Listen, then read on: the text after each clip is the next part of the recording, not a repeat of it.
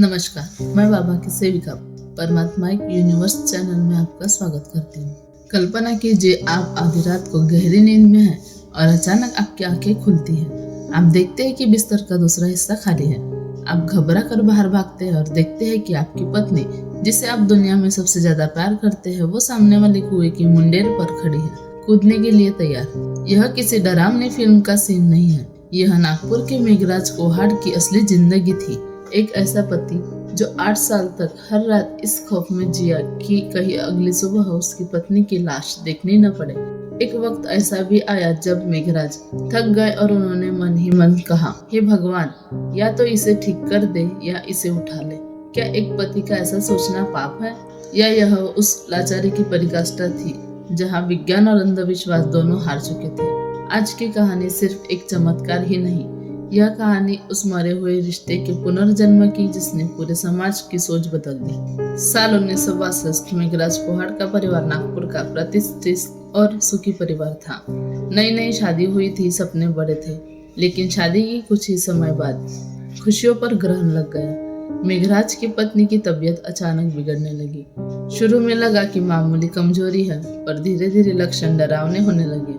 पत्नी कहती कि उनके सिर में कोई अदृश्य हवा भर गई है। सिर फटने को होता है। वो कभी अचानक घंटों तक बिना पलक झपकाए दीवार को ताकती रहती, फिर अचानक सन्नाटे को चीरती उनकी हंसी गूंजती जो किसी का भी खून जमा दे, और अगले ही पल वो फुट फुट कर रोने लगती। सबसे डरावना तब होता जब वो हिंसक हो जाती। घर के बर्तन फेंकना, खुद के बाल नोचना और घर से भागकर सुसाइड की कोशिश करना उनकी रोज की आदत बन गई थी। मेघराज ने उन्हें बचाने के लिए घर के कमरों में ताले लगाए, यहाँ तक कि उन्हें बांध कर रखना पड़ा। सोचिए, जिस हाथ में चूड़ियां पहनाई थी उन्हीं हाथों को जंजीरों से बांधना पति के लिए कितना बड़ा कलेजा मांगता होगा। पड़ोसियों ने बातें बनाना शुरू कर दिया, इस पर किसी के साये का हाथ है, इस घर में कोई दोष है। अगले 8 साल मेघराज के लिए एक अंतहीन सुरंग की तरह थे। उन्होंने नागपुर से लेकर दूर दराज के शहरों तक के चक्कर काटे। बड़े से बड़े न्यूरोलॉजिस्ट और साइकोलॉजिस्ट ने हाथ खड़े कर दिए। रिपोर्ट्स नॉर्मल आती थी, पर मरीज पागलपन की हद तक तड़प रहा था। जब विज्ञान फेल हुआ तो मेघराज अंधविश्वास की अंधेरी नगरी में मुड़ गए, जहां इंसान डूबते को तिनके का सहारा ढूंढता है। झाड़ फूक करने वाले तांत्रिक, दरगाहों की खाक, बाबाओं की भभूत, मेघराज ने कुछ नहीं छोड़ा।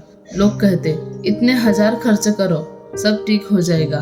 मेघराज ने अपनी जमा पूंजी पानी की तरह बहा दी, लेकिन उनकी पत्नी की हालत और बदतर होती गई। साल 1970 तक आते आते मेघराज मानसिक और आर्थिक रूप से पूरी तरह टूट चुके थे।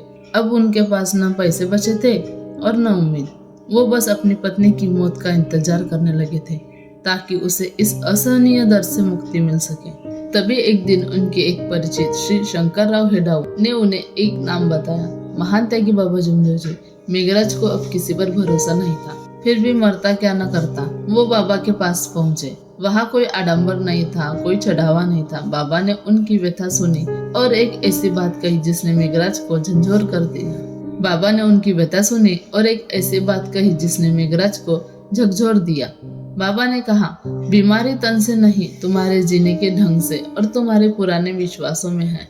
बाबा ने एक शर्त रखी, परमेश्वर के तत्व यानी सच्चाई, मर्यादा और प्रेम के मार्ग पर चलना होगा।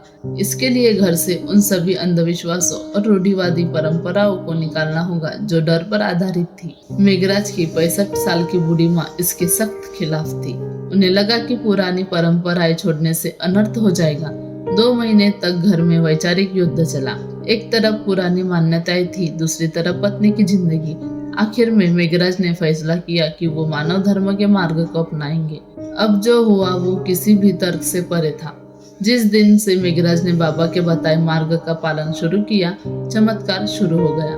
वो पत्नी जो 8 साल से एक पल चैन से नहीं बैठी थी, पहले ही दिन शांत होकर सो गई। 11 दिनों के भीतर उनके चेहरे की वो भयानक दहशत गायब हो गई और 42वें दिन मेघराज की आंखों में आंसू आ गए जब उन्होंने देखा कि उनकी पत्नी, जो कल तक जंजीरों में थी, आज रसोई में खड़ी होकर पूरे परिवार के लिए प्यार से खाना बना रही थी। यह सिर्फ एक इलाज नहीं था, यह एक पुनर्जन्म था। मेघराज का वो मरा हुआ रिश्ता फिर से जी उठा था। आज यह कहानी हमें सिखाती है कि हम डर और अंधविश्वास को छोड़कर परमेश्वर के सच्चे मार्ग और आत्म अनुशासन को अपनाते हैं, जो विज्ञान जहाँ खत्म हो जाता है वहां से चमत्कार शुरू होते हैं। क्या आपने कभी महसूस किया है कि जब सारे रास्ते बंद हो जाते हैं तब एक नई राह खुलती है? अपनी राय या अपनी कहानी कमेंट में जरूर साझा करें। सच्चाई की इस यात्रा में हमारे साथ बने रहने के लिए सब्सक्राइब करें। मिलते हैं अगले वीडियो में। नमस्कार।